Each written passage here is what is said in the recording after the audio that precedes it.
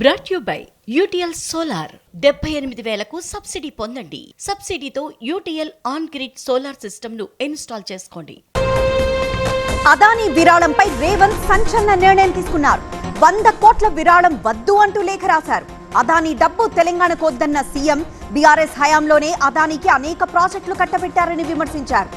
ఇక రేవంత్ కి రైతులతో మాట్లాడే టైం లేదంటున్నారు కేటీఆర్. అదానీ కోసం, అల్లుడి కోసం, అన్నదమ్ముల కోసమే పనిచేస్తున్నారన్నారు. అదానీపై కాంగ్రెస్ ది ద్వంద్వ వైఖరి అన్న హరీష్ రావు అదానీతో సీఎం చేసుకున్న ఒప్పందాలను రద్దు చేయాలని డిమాండ్ చేశారు. ఇక విద్యుత్ శాఖపై సీఎం చంద్రబాబు సమీక్ష నిర్వహించారు. అదానీ వ్యవహారం నేపథ్యంలో గత సర్కార్ ఒప్పందాలపై దృష్టి పెట్టారు. అదానీతో జగన్ చేసుకున్న ఒప్పందాలు రద్దు చేయాలని, గంగవరం పోర్టుపై విచారణ జరపాలని సీఎంకు షర్మిల బహిరంగ లేఖ రాశారు. మరోవైపు అదానీ వ్యవహారంపై రాజ్యసభలో గందరగోళం చెలరేగింది. అదానీపై చర్చకి కాంగ్రెస్ అధ్యక్షుడు ఖర్గే పట్టుబట్టారు. మోదీ అదానీకి అండగా నిలుస్తున్నారని ఆయన ఆరోపించారు. ఖర్గే వ్యాఖ్యలను రికార్డుల నుంచి తొలగిస్తున్నట్లు చైర్మన్ ప్రకటించారు. ఇక దర్శకుడు వర్మ కోసం సర్చింగ్ కొనసాగుతోంది. హైదరాబాద్ శివార్లలోని ఫామ్ హౌస్లపైన దృష్టి పెట్టారు ఏపీ పోలీసులు.